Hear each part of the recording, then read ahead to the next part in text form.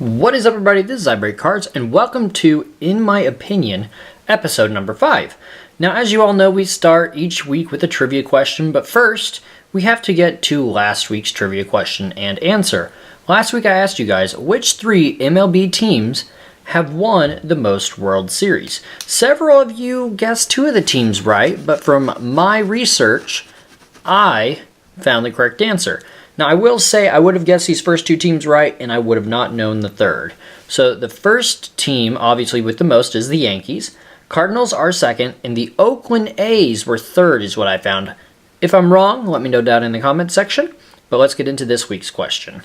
This week's question is, which baseball team owns the record for best MLB record? That means highest winning percentage in a season. We'll put it that way. So, speaking of baseball, let's talk about how Trout signed a 12-year deal worth over $430 million, which is crazy when you think about it. That is so much more than a football player will make. And you look at it in the terms of he signed a $430 million deal when baseball makes so much money, but also for him, he is the best player in the game today, and he obviously deserves that money. Walking up to the plate with money, money, money recording in the background. So, curious to see what they do this season with Pujols and with Ohtani. Hopefully they have a better season and make the playoffs. Otherwise, who knows what's going to happen to that money, money, money, and what else will happen to that team.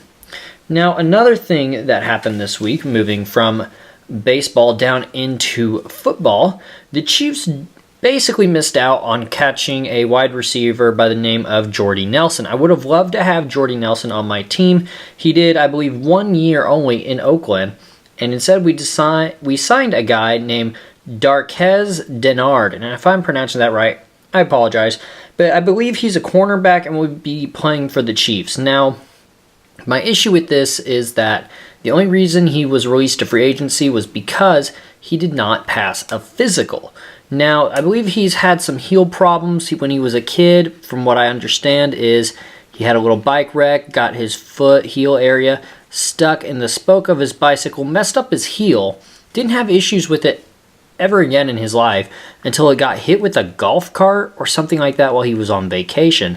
They did a skin graft from his arm, which if you guys don't know what a skin graft is, I will warn you right now to mute if you don't want to hear it, because it is a little gory, I guess. It's not too bad, but I'm going to go ahead and say it now. You take a piece of skin off of another part of your body, and you replace that skin with another part of skin. So he took skin from his arm and put it on his heel. And yes, this is actually something that medically you can do, but he had that replaced, and he could not pass a physical with the Packers. We ended up signing him, and that's why he's with us today.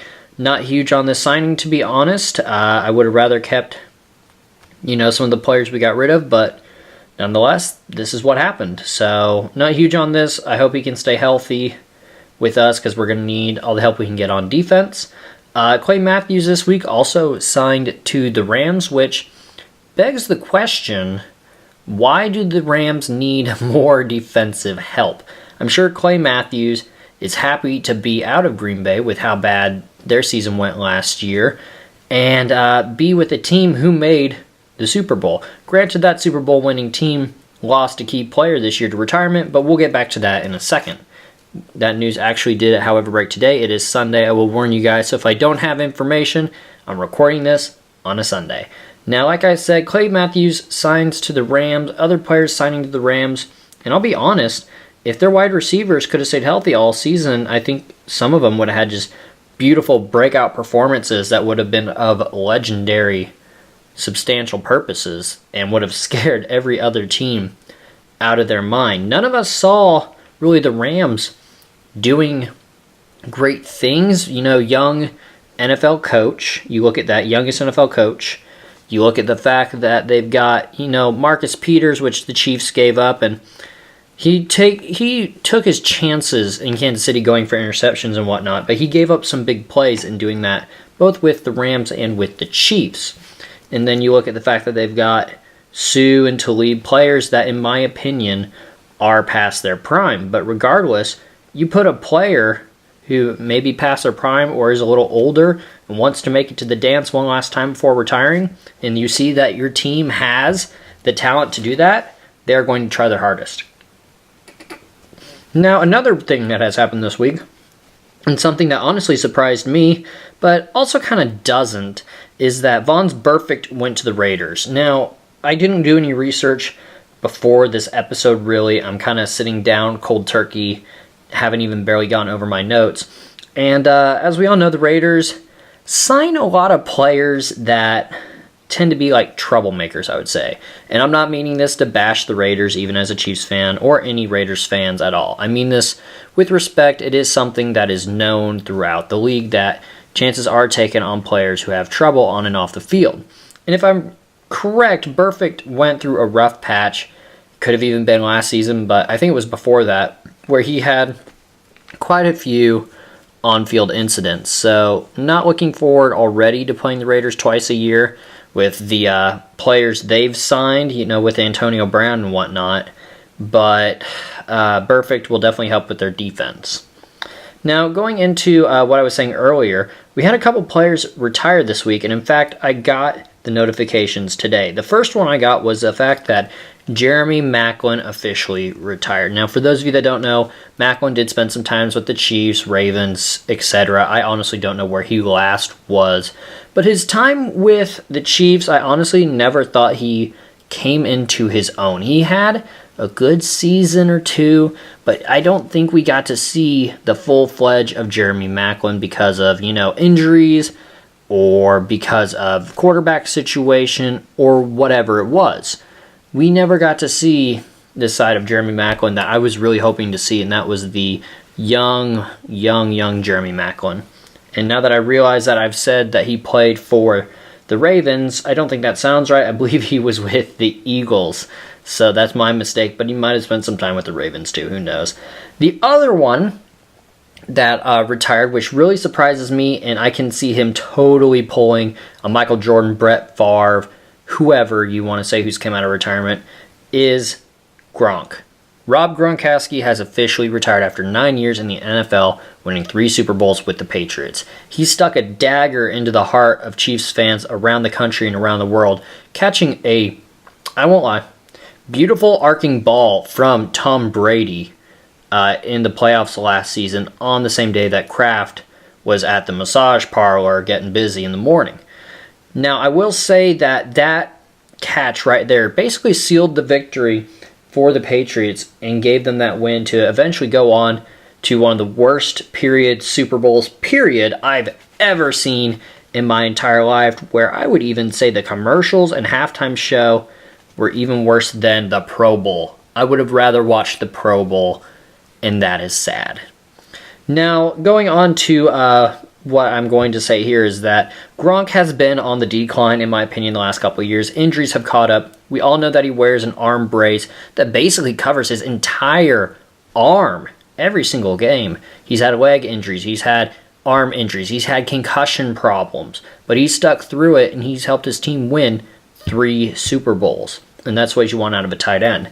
Now, I will say that Kittle and Kelsey, both tight ends for 49ers and the Chiefs, have had better seasons than he did last year. Again, this is my opinion. That's why the show is named In My Opinion. But that is honestly, when I look at the facts and at records, it's the truth. Kittle broke Kelsey's record for receiving yards in a season last year. Kelsey had it for maybe an hour and a half, and Kittle came along and went, no, I think I'll have that. And he just had a beautiful breakout season. No one saw him coming, and I'm happy for the guy, don't get me wrong, but I think Kelsey is still the best tight end in the NFL, and honestly, I think he has been for the past 2 or 3 years. So, Gronk is a legend on and off the field. You don't see him get into a lot of trouble, even though he's known as, like a party animal, and that's all right. Jeremy Maclin goes on and retires as well, and both of these guys you have to respect for wanting to call it a career. Maybe there were injury woes. Maybe there were, issues with, pay cuts. Maybe no one wanted to sign him. Who knows what it was. I doubt that the issue for Gronk was that nobody would want to sign him. Macklin played on 3 teams here in the last couple of years. I can see that being a problem.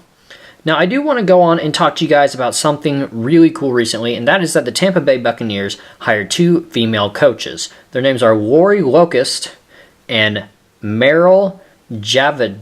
This is a hard one. Javadifar. Now, Marl is a strength and conditioning coach, and Lori Locust has some awesome background stuff about her. She was an assistant defensive lines coach. Actually, that's what she's going to be this season.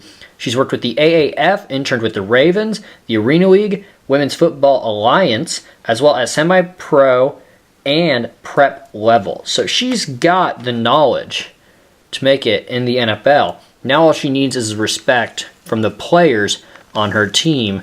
Just because you're being coached by a female player doesn't mean, or a female coach, doesn't mean they don't know what they're talking about. And we've seen not only female commentators make it up into the booth, whether you like that or not, but we've seen female officials take the field as well. So I like it, but I don't think female players will be making it into the NFL anytime soon. That's just a guess. It's not an opinion. That's all I have to say about that. Moving on into something else that has been shaking the NFL for the past couple of months, and something I mentioned earlier, is the fact that Robert Kraft was given the opportunity to admit guilt to what happened in that massage parlor to have charges dropped. Now, as we know of right now, the NFL owners are in talks of rule changes and things like that as it is the offseason. However, things are, of course, awkward with Kraft in the room, and since he has been caught, or however you want to put it, since he's been put in the spotlight, he's only been quoted saying, "I am truly sorry." And to me, this is an admission of guilt. And I, again, don't mean to make anybody angry, but it sounds like guilt to me that he's apologizing for something. And I'll be honest, if he wasn't guilty, would he apologize? Who knows? But to me, that sounds like a guilt thing. Who knows what the penalty will be? Will he have to skip games? Will his team have a smaller cap? Do they have to give up picks? Will he have to sell the team? On and on and on. One of the final things I do want to talk to you guys about is in the line of baseball, and that is the fact that Ichiro Suzuki has retired. One of my favorite players from being a kid was Ichiro. Now, Ichiro, for those of you that don't know, I believe he set a record for most, it wasn't like consecutive games, but most games or something like that, because his stats carried over from the league he played either in, I think, Japan or China. I want to say it was Japan, into the United States, where he played and was kind of passed around the league a little bit the last few years of his life. But I see him as somebody who, he said he wanted to play a long time, and his rookie year was 2001, so he played almost 18 seasons, and that is a good career for anyone in any sport. So I'm happy for him. I remember I used to own a rookie card of him on it and Pujols on it, and that was one of my favorite cards I used to have in my collection. So congrats to him. Congrats to the longevity of his career, for breaking the mold and coming over to play here in the States where the sport was made, and paving the pathway for so many other players from his country to come over and play as well. Was he the first player to come over and play? Probably not, from his country specifically, but he's the best known, or at least one of the best known, in my opinion. So, last time, to change subjects here, we are going to talk a little bit about March Madness. And if you're anything like me, your bracket was a little bit busted. I don't watch college basketball, but there were some decent upsets in the first round. And I looked through, records and 3-point percentage, 2-point percentage, average points per game. So I looked through stats to make my choices. And obviously, there is always upsets. Doesn't matter what, the points say or what the stats say. So, March Madness updates, and then this will be the end of the video. awesome games, awesome, just great things. I haven't seen a buzzer beater yet. There may have been one or two, but I just love how people get into it at this time of year. Iowa, who was a number 6 seed, lost to Ohio State, who is an 11 seed. Kansas, who was a 4th seed, lost to UC Irvine, which was a 13 seed. Wisconsin, a 5th seed, lost to Oregon, who was a 12th seed. And Marquette, a 5th seed, lost to Murray State, who was a 12th seed. So, lots of upsets to go, and my busted bracket. Again, guys, next week, your question is, which baseball team owns the record for the best MLB record of their time? So I'm talking one season, best record, best winning percentage. Who was it? Don't worry about a year. We'll keep it simple. I don't expect you to know that the 1912 or the 1952 blah, blah, blah Braves or whoever had the best record. But that does it for this episode, guys. If there's anything you think I missed in this episode, comment it down below. Love to talk to you guys about it. Otherwise, stay classy. Have a great rest of your week. And this is I Break Cards, signing out. See you guys.